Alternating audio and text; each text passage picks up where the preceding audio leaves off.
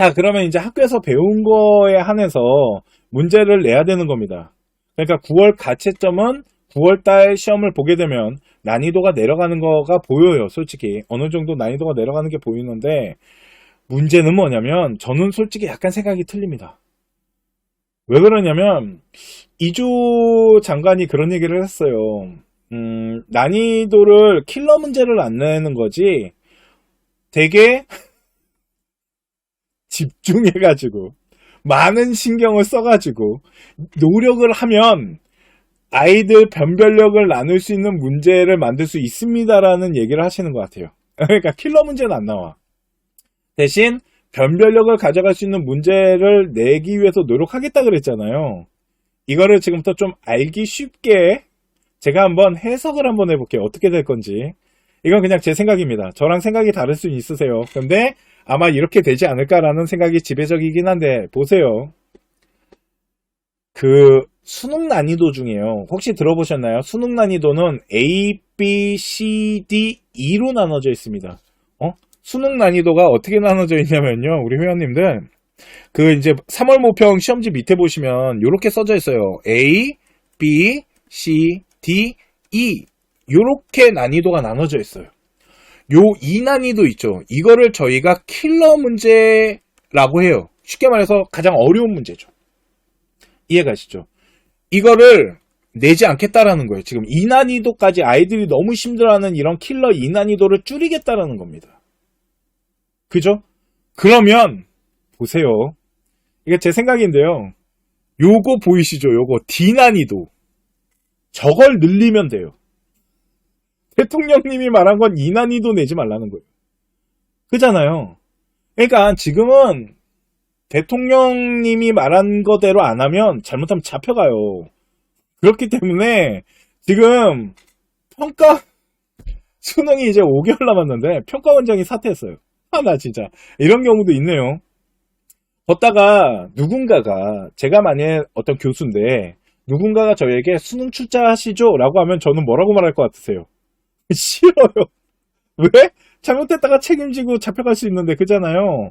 그렇기 때문에 저는 지금 출제위원들도 모으기가 쉽지 않을 거란 생각이 들어요. 이제 다 들어가야 되는데 사실. 그잖아요. 그런데 요 킬러 문제를 뺀 대신 변별력을 가져가려면 뭘 하면 되냐면 요 D 난이도 있죠. 이거를 늘리면 돼요.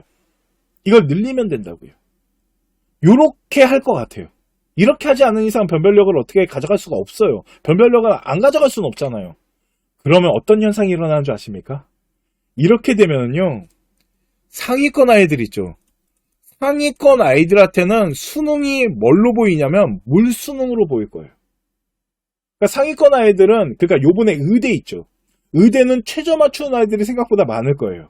그러면서 등급대가 올라가면서 뒤로 빠지는 데이터가 짧게 빠지겠죠.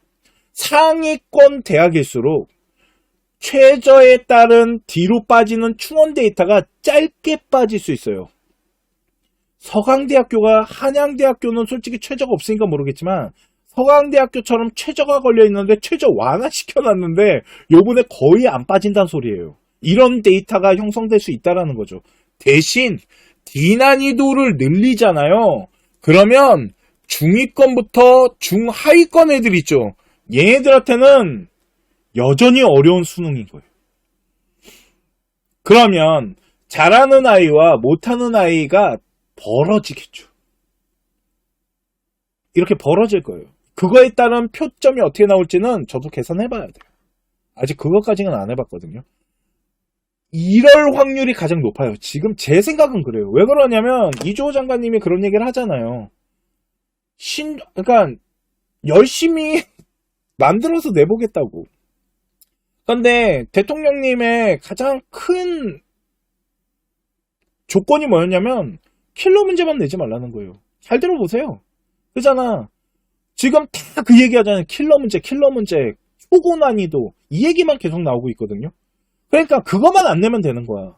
그러면 저거를 없애려면 조금 그거보다 낮은 난이도를 여러 문제로 분포시켜버리면 돼요.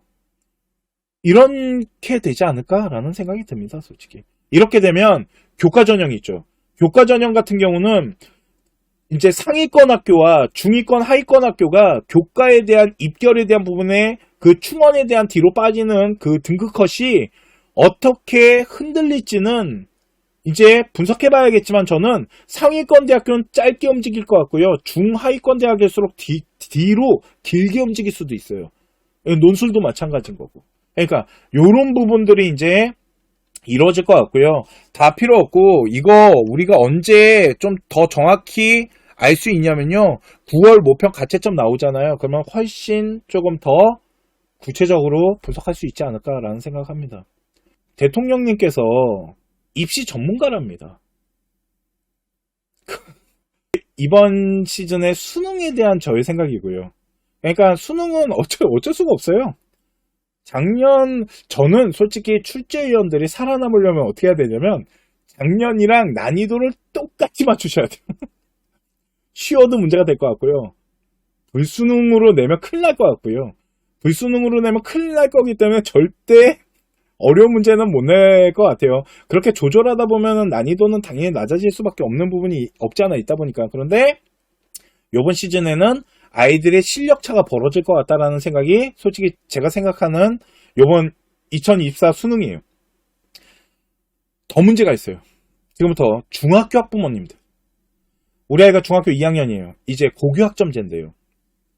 지금 제가 보기에는 윤석열 대통령님께서는 정시를 절대 버리고 싶은 마음이 없어 보이세요. 그러니까 정시를 자리를 잡고 싶어 하세요. 또 하나는 그게 대통령님의 공약이에요. 정시가. 기억나십니까? 공약을 걸어 놓으셨기 때문에 그걸 지켜야 되는 게 있잖아요. 검사 출신이세요. 그러다 보니까 그걸 좀 지켜야 되는 이런 게 있으실 거예요. 그런데 문제는 뭐냐면 제가 항상 말씀드리지만 고교 학점제는 솔직히 정시랑 같이 갈 수 있는 제도가 아니에요. 물과 기름이기 때문에 어느 한쪽을 좀 버리고 가야 돼요.